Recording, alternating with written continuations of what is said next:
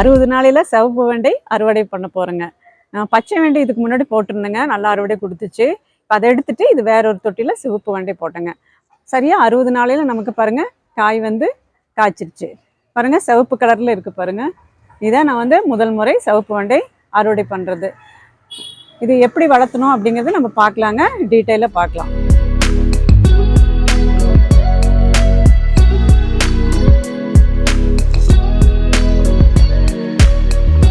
இப்போ பழைய மண்ணெல்லாம் எடுத்து கொட்டியாச்சுங்க.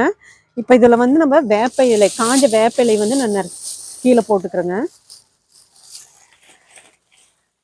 அந்த பழைய மண்ணில் பார்த்தீங்கன்னா இந்த காஞ்ச இலைகள்லாம் போட்டிருப்பேன். இது அப்போ வந்து நல்ல மண்ணோட மண்ணை மக்கி இருக்கிற இடமே தெரியாமல் போயிடுச்சு பாருங்க. அந்த மாதிரி தான் இதுவும். இப்போ கீழே வந்து எப்போவுமே நம்ம காஞ்ச இலைகளை வந்து நரைச்சிட்டோம் அப்படின்னா அந்த தண்ணி நல்லா சௌரியமாக கீழே வடிஞ்சு வர்றதுக்கும் நல்லாயிருக்கும். ரெண்டாவது நமக்கு உரமும் அப்படியே தயாராகிரும். தண்ணி ஊற்ற ஊற்ற அந்த மண்ணோட மண்ணை மக்கி இந்த காஞ்ச இலை தலைகள் வந்து உரமாக மாறிடும். இப்போ அந்த பழைய மண்ணிலையும் சத்துக்கள் இருக்குங்க. அது வந்து வெண்டைக்காய் விட்டுட்டு தான் இருந்துச்சு. ஆனால் இப்போ தைப்பட்டம் வந்ததுனால நான் புதுசாக சிவப்பு வெண்டை போடலான்னு அதை எடுத்துட்டேன். ஆனால் அது காய்ச்சிட்டு தான் இருந்துச்சு, காய் நிறுத்தலை, சைடில் வந்துட்டு இருந்துச்சு காயெல்லாம். மாடித்தோட்டம் பொறுத்தவரை நம்ம வந்து இருக்கிற பாக்ஸ்லேயே நம்ம அறுவடையை வந்து எடுத்துட்டு மறுபடியும் செடிகளை நட்டாதான் நமக்கு வந்து அந்த இடம் வந்து இடைஞ்சலாக இருக்காது. நம்ம கண்டினியூவாக நம்ம மாடித்தோட்டத்தில் ஒரு சிறப்பான அறுவடையை கொடுக்க முடியுங்க. ஏன்னா நிலம் வேற, மாடித்தோட்டம் வேற. நிலம் அப்படின்னா அது கடைசி வரையும் காய் வந்து காய்க்கிறதுக்கு விட்டுட்டே இருக்கலாம். இது அப்படி இல்லை, ஒவ்வொரு சீசனுக்கும் நம்ம மாற்றி மாற்றி வைக்கும்போது காய்கள் வந்து நிறைய கிடைக்கும். இப்போ காய்கள் வந்து குறைய ஆரம்பிச்சிருச்சு. இப்போ நான் அதனால எடுத்துட்டேன். இந்த மண்கலவை 2 மாதத்துக்கு முன்னாடியே தயாரித்து வச்சுட்டேங்க.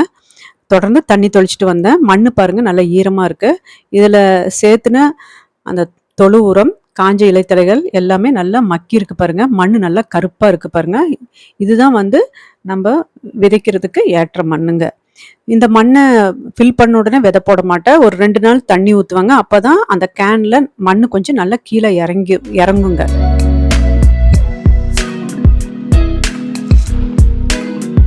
ஒரு இன்ச்சு கேப்பில் இப்படி தள்ளி தள்ளி குழிகள் எடுத்துக்கலாங்க. இப்போ வெண்டை விதையை அதில் போட்டுட்டு இப்படி விரலாலேயே அந்த குழிகளை ஃபில் பண்ணிடலாங்க.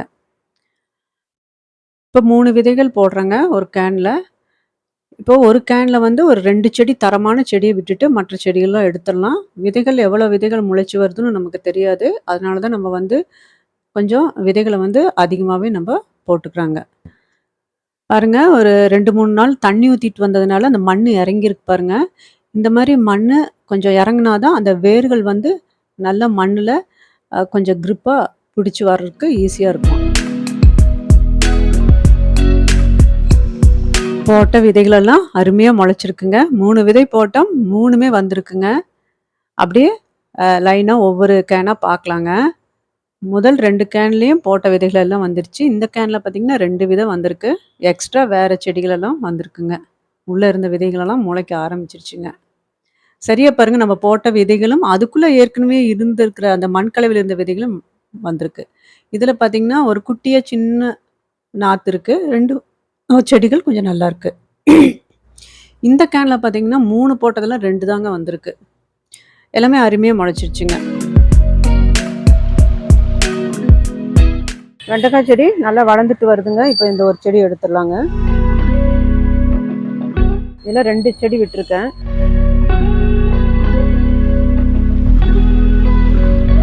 இதுலேயும் சென்டரில் இருக்கிற செடி எடுத்துடுறேங்க.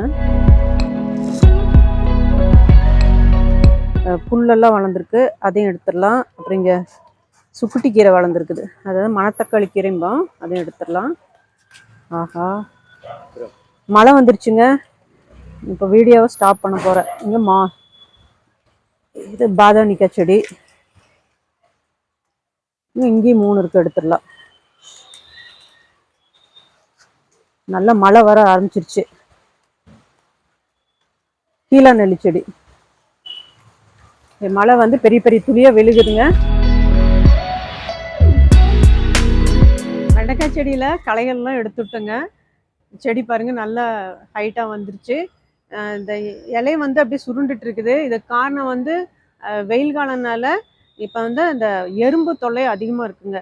இந்த எறும்புகள் வந்து அந்த வெள்ளைப்பூச்சை கொண்டாந்து இங்கே அப்படியே சேர்த்துது. அதனால இந்த இலைகள்லாம் சுருண்டுருது. இப்போ நம்ம வந்து இதுக்கு நீமாயில் கரைசல் ஸ்ப்ரே கொடுக்க போறோங்க.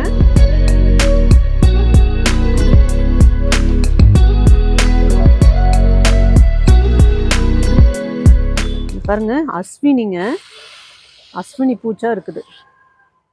ஐயோ அப்பா, அஸ்வினி அப்பா, இப்படியே விட்டேன்னா செடியில இதுலயே கழுவிட்டேன் அந்த நீமாயில் கரைசல்லையே. ஃபுல்லா அஸ்வினியும் அந்த இது வந்து கருப்பெரும்பு இல்லை, அந்த சிவப்பெரும்புங்க இலைகளை கடிச்சு கடிச்சு கடிச்சு.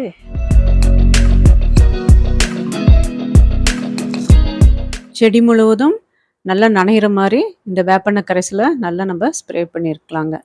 ஆரம்ப ஸ்டேஜில் நம்ம வேப்பெண்ணெய் கரைசல் கொடுக்குறோம், அந்த பூக்கிற சமயத்தில் நம்ம தேமூர் கரைசல் கொடுக்குறோங்க. இது ரெண்டுமே போதுங்க, மாற்றி மாற்றி இதுவே கொடுத்துக்கலாம். இப்போ பார்த்தீங்கன்னா இந்த கீழே இருக்கிற இந்த இலைகள் எல்லாம் நம்ம வந்து கட் பண்ணி எடுத்துடலாங்க. இப்படி கட் பண்ணி எடுக்கும் போது அந்த செடி நல்லா வளருங்க. கீழே நம்ம வந்து அந்த மண்ணில் வந்து உரம் கொடுக்குறதுக்கு நமக்கு அந்த கேப்பும் கிடைக்கும். இலைகளெல்லாம் கட் பண்ணி எடுத்துட்டு இப்போது இந்த மண்ணை வந்து லூஸ் பண்ணிக்கணுங்க. அடிக்கடி மண் பார்த்திங்களா நல்லா இறங்கிட்டே வருது, அதே சமயம் டைட்டாகிடுதுங்க. இந்த மாதிரி லூஸ் பண்ணும்போது அந்த வேர்களுக்கு நல்ல காற்றோட்டம் இருக்கும். அப்புறம் எந்த ஒரு எறும்பு இந்த மாதிரிலாம் வந்து தங்காதுங்க. அது நம்ம வந்து இப்படி கிளறாமல் விட்டுட்டோன்னா வேர் ரொம்ப டைட்டாயிரும். நம்ம கொடுக்குற அந்த உரங்கள், அந்த கழனி தண்ணி இதெல்லாமே வந்து உள்ள அதில் அப்படியே மேலே வந்து டைட்டாக ஆயிக்கும். அதனால் நம்ம அடிக்கடி இந்த மண்ணை வந்து வாரம் ஒரு முறையாவது கிளறணும். இப்படி கிளறும் போது அந்த களை செடிகளும் வராதுங்க. மண் பார்த்தீங்களா எவ்வளோ கீழே போயிருக்கு.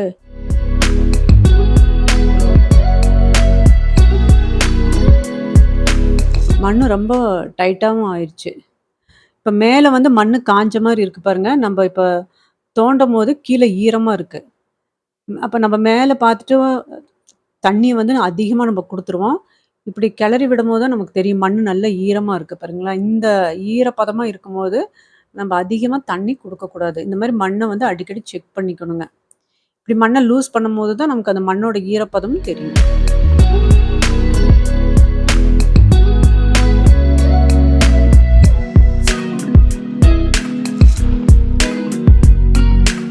ஒரு கலர்ஃபுல்லான அருமையான வெண்டைக்காய் காய்ச்சிருக்குங்க. இது வந்து சிவப்பு குட்டை ரகங்க. இது வந்து நாட்டு ரகம் தான், ஹைபிரிட் கிடையாது. இது சிவப்பு அப்படின்னு சொல்கிறத விட இந்த பீட்ரூட் கலரில் இருக்குங்க. இப்போ அறுவடை எடுத்துடலாங்க. செடியும் நல்லா ஹைட்டாக போயிட்டு இருக்குங்க. இந்த சிவப்பு நிறம் எப்போவுமே நம்ம உடம்புக்கு ரொம்ப நல்லதுங்க. பீட்ரூட்டு, இந்த சிவப்பு வெண்டை, அப்புறம் சிவப்பு கீரை இதெல்லாம் நம்ம சாப்பிட்டா நமக்கு ஹீமோகுளோபின் லெவல் வந்து அதிகரிக்குங்க. இந்த சிவப்பு நிறத்துக்கு அதிக மருத்துவ குணம் இருக்குது. இந்த வெண்டைக்காய் பார்த்திங்கன்னா கையில் இப்படி பிடிக்கும் போது லேசாக முள் மாதிரி இருக்குங்க. அது சின்ன சின்னதாக அந்த வெண்டைக்காய் சுற்றி முள் இருக்குது.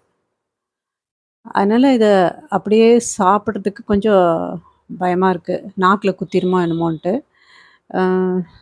மற்ற சிவப்பு இந்த சிவப்பு வெண்டை வந்து இப்போ தானே நான் முதல் அனுபவம் எனக்கு. இந்த வெண்டைக்காயை சமைச்சு சாப்பிட்றத விட பச்சையாக சாப்பிட்டா உடம்புக்கு ரொம்ப நல்லதுங்க. இந்த சிவப்பு வெண்டை வந்து மார்க்கெட்டில் அதிகமாக நான் பார்த்தது இல்லைங்க. பச்சை நிற வெண்டை தான் மார்க்கெட்டுக்கு சேல்ஸ்க்கே வருது. கடைகள்லையும் பச்சை நிற வெண்டை தான் வச்சுருக்காங்க.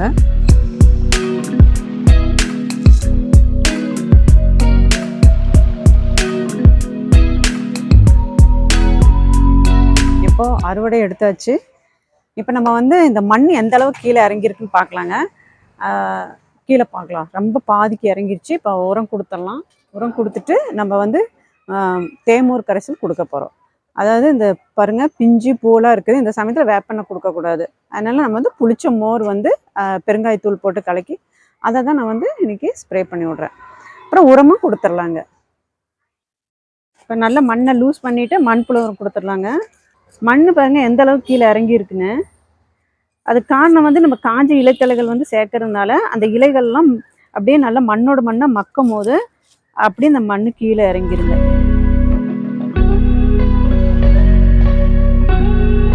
இப்போ ஒரு கைப்பிடி அளவுக்கு நம்ம மண்புழு உரம் கொடுத்துடலாங்க. இப்படி எல்லா கேன்லேயும் இருக்கிற அந்த மண்ணை வந்து கிளறி விட்டுட்டு நம்ம மண்புழு உரம் கொடுத்துடலாம்.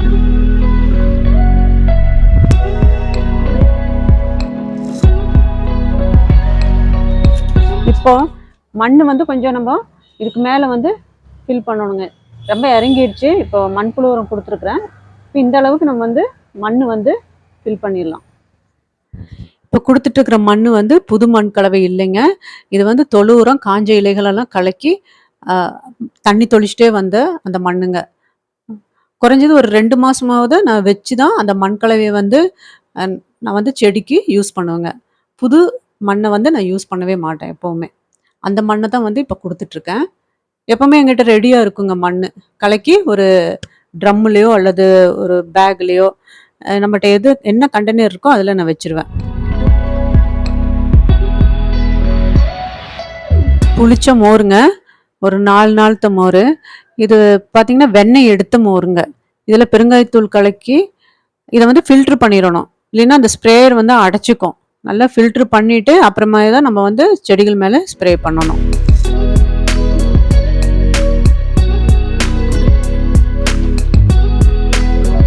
இப்போ நல்லா குலுக்கி விட்டுங்க. இப்போ செடி முழுவதும் நல்லா படுற மாதிரி அடிச்சுக்கலாம். இப்போ நம்ம ஒரு சைடு கொடுத்துட்டு மறுபடியும் அடுத்த சைடு செடி சுற்றி வர அடிக்கணும். ஒரே சைடு அடிச்சோன்னா அந்த பக்கம் இருக்கிற இலைகளுக்கெல்லாம் அந்த ஸ்ப்ரேயர் வந்து போகாது. அதனால் நம்ம வந்து சுற்றி வர செடிகளுக்கு கொடுத்துடணும். எப்போவுமே அதுதான் மெத்தட். நம்ம ஸ்ப்ரேயர் வந்து கொடுத்தோன்னா சுற்றி வர அடிச்சிடணுங்க. அந்த தண்டு, அந்த இலை, பூ, காய் எல்லா இடத்துலையும் படுற மாதிரி நம்ம கொடுக்கணும். இப்போ நான் அறுவடை எடுத்துட்டேன். அதனால் ஒன்றும் பிரச்சனை இல்லை. சின்ன சின்ன மொட்டுக்கள் வந்து இருக்குது. இப்போ இந்த சமயத்தில் இது கொடுக்கும்போது அது நல்லா பூக்குங்க. பூக்கள் வந்து உதிராது. இது பார்த்தீங்க அப்படின்னா மீன் அமிலம். இது நான் வீட்லேயே தயாரித்து வச்ச மீன் அமிலம். பாருங்க, 1 வருஷம் ஆச்சு. நல்ல கருப்பாக இருக்குங்க. இதுதான் நல்ல ஒரு தரமான மீன் அமிலம். அப்படியே நாட்கள் ஸ்மெல் வராதுங்க. பேட் ஸ்மெல் வராது. நல்லா அந்த பஞ்சாமிர்த ஸ்மெல் வரும். நல்லா ரெடியாகி இருக்குங்க. பாருங்க எவ்வளோ நல்லா அந்த டார்க்கு அப்படியே அந்த பிளாக் கலரில் இருக்குது. இது ஒரு பல ஸ்மெல் தான் வரும். இதை வந்து நான் வந்து கழனி தண்ணியில் தான் மிக்ஸ் பண்ணுறேன். எப்போவுமே வீட்டில் அரிசி கழுகுற தண்ணி எடுத்து வச்சுருவேங்க. ஒரு 100 ml எடுத்திருக்கேன். 20 லிட்டர் தண்ணிக்கு. 1 லிட்டருக்கு ஒரு 5 ml வீதம். சரிங்களா? அப்படி கலக்கிக்கலாம். கலக்கிட்டு நம்ம செடிகளுக்கு வந்து ஒரு 1/2 கப்பு, அதாவது ஒரு கண்டெய்னருக்கு 1/2 கப் கொடுத்தா போதும். 1 கப் கொடுக்கக்கூடாது. நம்ம அதிகமாக கொடுத்துட்டோம்னா வேஸ்ட் எல்லாம் கீழே வந்துடும். அப்போ அந்த மாடியோட தரையும் வந்து ஒரு மாதிரி ஆகிடும். இப்போ பாருங்களேன், 1/2 கப்பு தான் நான் கொடுக்குறேன். செடி சுற்றி வர இப்படி கொடுத்துடலாம். இப்போ நம்ம முதல் அறுவடை எடுத்துட்டு மண்புழு உரம் கொடுத்தோம். அப்புறம் மண் வந்து ஃபில் பண்ணணும். அதுக்கப்புறம் மீன் அமிலம். இது எப்போனா உடனே நான் கொடுக்கல. அடுத்த நாள் காலையில் நான் அந்த மீன் அமிலம் கொடுத்துட்ருக்கேங்க. அடுத்த அறுவடைக்கு இந்த செடியை தயார் பண்ணியாச்சுங்க. தொடர்ந்து எனக்கு ஆதரவு கொடுங்க. நன்றி.